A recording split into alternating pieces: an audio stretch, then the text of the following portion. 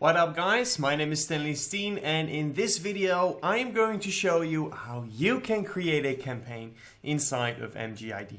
So let's dive in.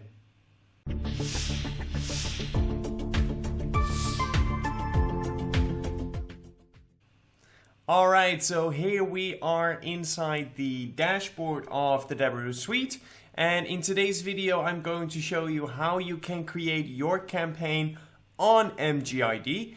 And today we are going to create a native campaign, but also if you want to create a push campaign, MGID now also has push traffic. So you can also get your push campaigns inside of MGID. But today we are going to focus on a native campaign. We're going to create a native campaign. So, alright, here we go. Let's first pick our offer. And I already pre-selected one, which we'll see right here. And this is an offer from Gotzha, the affiliate network. It is an offer for the USA. It's for the Red Lobster, which is like a restaurant chain in the US.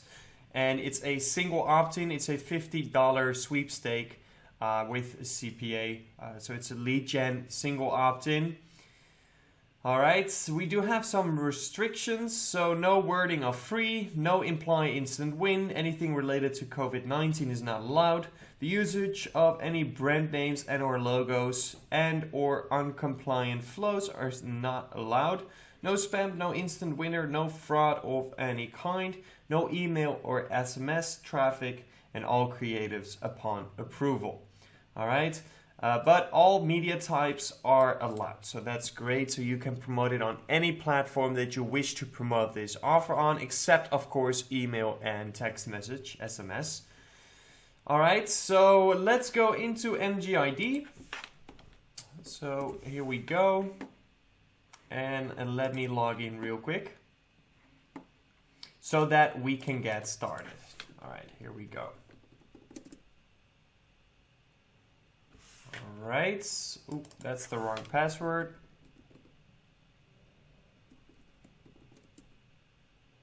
This should be it then. Nope. Sorry guys, 1 second.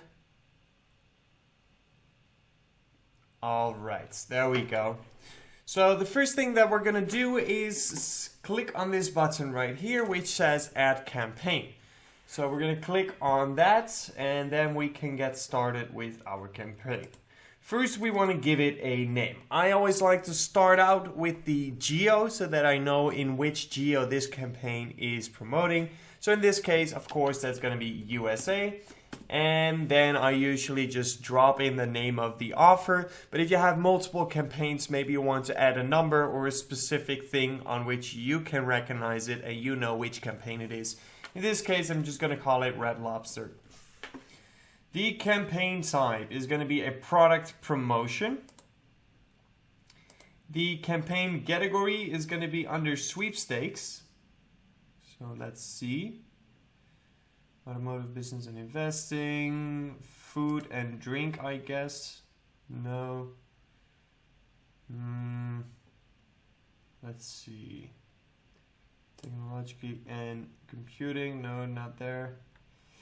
So it seems like they don't really have a sweepstake category. So in that case, we'll just pick the closest one, which is probably going to be food and drink, since it's going to be for Red Lobster. And then I guess it will be World Casinos. Sure. That works.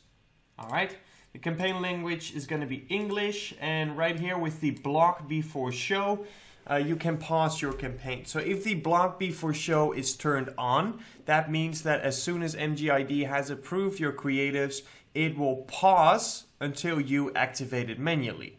If this block before show is off, like it is right now, it will go live as soon as MGID approves your creatives. So make sure that if you want to pause it and manually activate it, that this is turned on. If you like to launch as soon as possible, make sure that this is turned off. All right, then we have the targeting. So we're going to start with the geo-targeting, and of course we can only promote this offer in the United States, all right? So make sure that if there is a geo with your specific offer that you only promote it in that geo, otherwise you will not get paid for the leads you bring, since it's not leads from the geos that the person, the advertiser wanted to get, all right? So in this case, it's going to be United States, USA, right there. And if you want, MGID gives you the opportunity to select specific regions or even specific cities or states. All right, I think it's only states, not cities. Yeah. So you can select like full regions like the Midwest, Northeast, or specific states in those regions. But we're just going to add the complete United States. All right, just press the plus sign right there. There we go. US has been added. Then we have the browser. So you can target specific browsers if you want to. My recommendation and the way that I like to work is to test it out as broad as possible, so with all the different browsers. And then as soon as we notice that specific browsers are converting better than the other ones, that's the point where we can start optimizing and start turning specific browsers off. But for the beginning, we need to gather data for all those different browsers. And the same goes for the targeting operating system. Well, not really. So you could say, okay, I'm going to specifically run desktop or specifically mobile, for example. But you could also say, I'm going to test them all and I will see what the data will tell me. In this case, we're just going to do desktop. Then the browser language. So it's not really a necessary thing because the majority of people living in the United States will speak English. But you know, there might be people who do not speak English. So if you want to make sure that you only reach English-speaking users, then you can select English right here in the browser language targeting. This will make sure that your ad will only be delivered to people who have set their browser language to English and who are even more likely to be able to read what you're saying in your ad. Then the mobile connection, and for the mobile connection, it goes the same as for the browser. I like to test it first, so I want to gather data on all, both the Wi-Fi as the different mobile carriers. And then as soon as I notice that specific mobile carriers don't work, or maybe the whole mobile carriers don't work, or Wi-Fi doesn't work, whatever it is, that's the point where I start optimizing and start turning them off. But for the beginning, I'm going to start with Wi-Fi and the mobile carriers. And then audience, so if you have created an audience before, you can also just simply select your audience right here. But we're going to skip that, so we're going to press confirm. All right, and then right here we have the schedule. So if you want, you can select specific days or times that you do or do not want to run. All right, and I get a lot of questions from affiliates about this specific schedule. Some say, okay, I don't want to run at night. Some say, I'm not going to launch my campaign in the weekend. All right. It's the same thing as the browser. And it's also the same thing as the connection targeting. I like to test it all out. All right. So sure, you might have less conversions in the night because the majority is sleeping. However, you only pay if somebody receives your ad. So that means that you only pay for people who are awake and get to see your ad. So they might as well convert and your costs are way lower. So I like to test this out, and if I then notice, okay, my campaign is still spending quite a lot at night, but I'm not getting any conversions even though I have a whole lot of data, that's the point where I say, okay, I'm going to turn those specific hours off. But in the beginning, when I'm going to launch my campaign, I like to launch it 24/7 and let the data tell me how I should optimize it. So we're going to turn the schedule off. Then we have the limits. So you can set limits for your campaign by clicks, budget, conversions, or set it on unlimited like it is right now. So if there's a conversion cap, I highly recommend you to do the limits by conversion. So that you're not sending more conversions than you have on your conversion cap. Because, for example, if you have a conversion cap of 150 per day and you send 200 leads, you will not get paid for the 50 extra. All right, so in that case, you will just select 150 as daily limit. In this case, we're gonna do it on budget. So I'm gonna set my daily budget on 250 and there's no overall limit not needed. All right. Let's skip this for now. These are the tracking and conversion tags, but we're gonna skip it and we're gonna save it. Oh, by the way, right here is the option to duplicate your campaign as a push campaign. So for example, this offer right here that we're promoting has all media types allowed. So if you want to basically run these two campaigns simultaneously, one on push and one on native, you can do so with this specific option right here. All right. In this case, we're going to start out with native, test it a bit, optimize it a bit, and then as soon as we notice that there's traction and we're making profit, that's the point where I want to scale and maybe also think about scaling towards push so that I can have the same campaign on push as well. But for now, I'm just going to start out with native. So I'm going to turn this off. Let's save it, save and continue. And then it's time to create our so-called teasers. That's how MGID likes to call their creatives. So let's press create. Here we go. So right here at the URL, this is where your campaign URL will be, all right? So you can get your campaign URL from your tracker. As soon as you've set up your campaign, you will receive a campaign URL and you can paste that in right here. All right, the category is auto-filled because we selected when we created our campaign. So then we have the title. So create a nice title. We can use up to, well, it's not in here. I think 65, yeah, 65 characters in total. All right, so let's see. You have been selected for a meal at Red Lobster on us. All right. Perfect. And then we also want to get a image in. So what are the dimensions? Let's see. I don't know the exact dimensions. It's not in here either.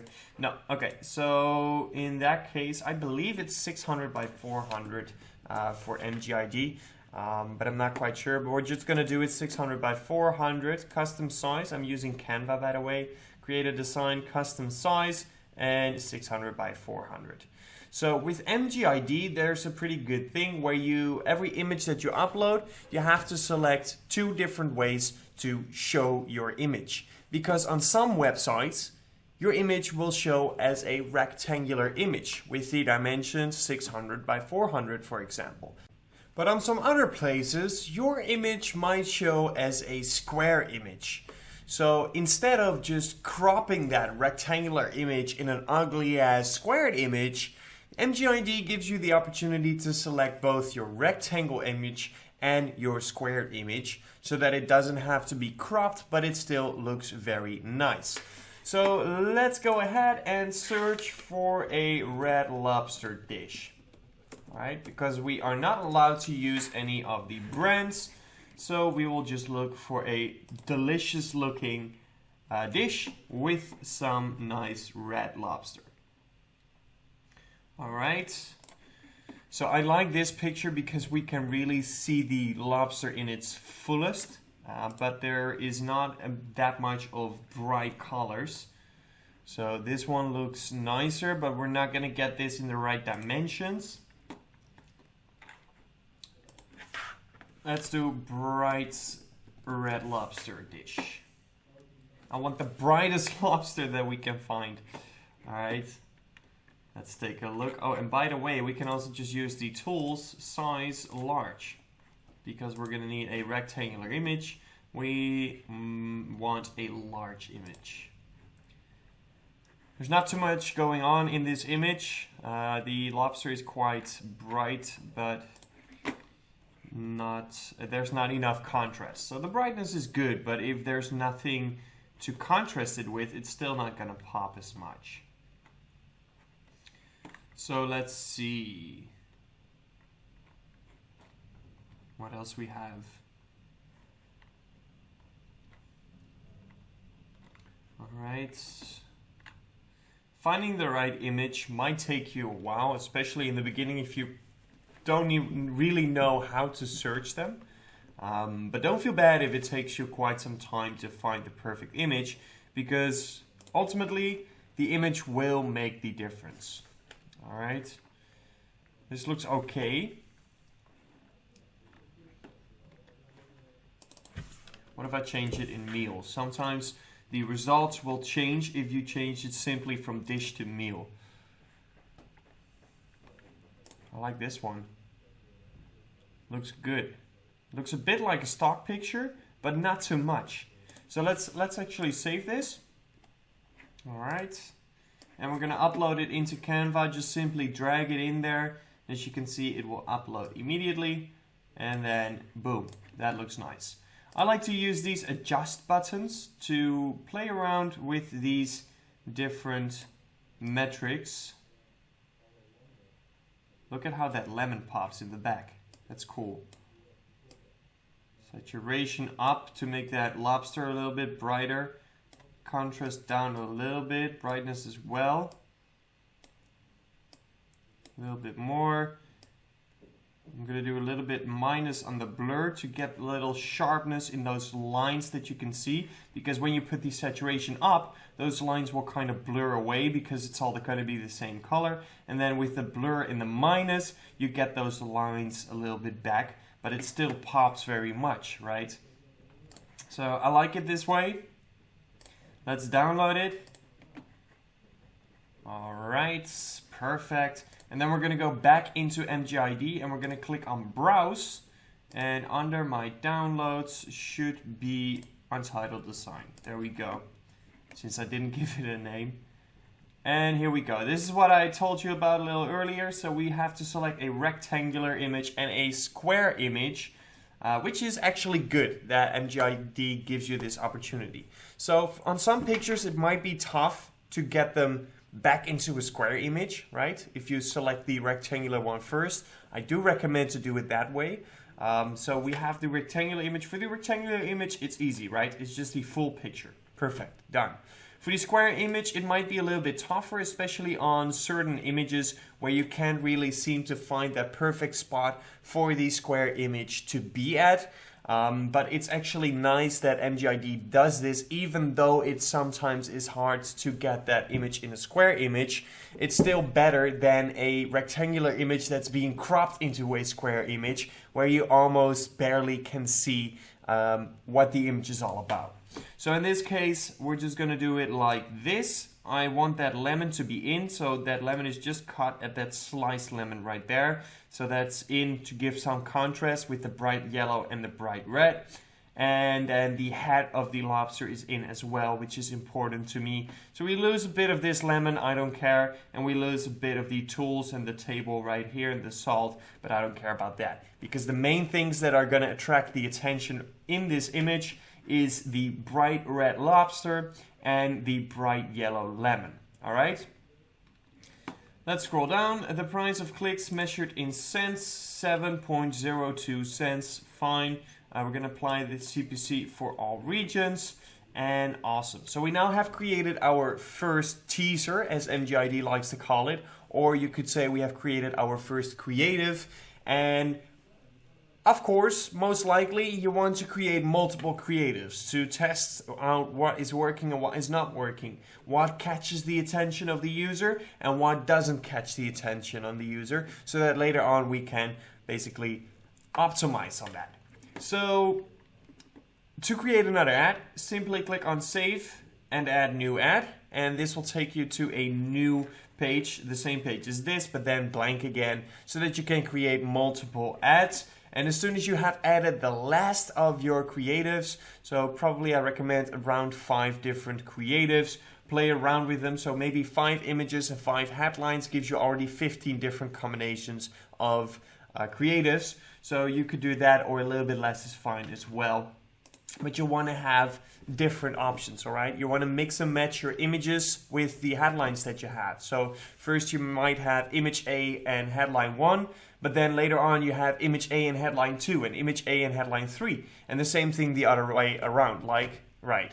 All right, so then as soon as you have added your last creative, simply click on save and go to the ad list. And this will give you an overview of all the ads that you have added for this specific campaign, so that you can review them. And as soon as it all looks good, oh, I need to put in a URL, of course. And as soon as it all looks good, you can simply wait for MGID to approve your creatives and your flow. And as soon as that has happened, your campaign will either go live or will go on pause, ready to go for whenever you're ready, depending on your settings in the campaign, of course.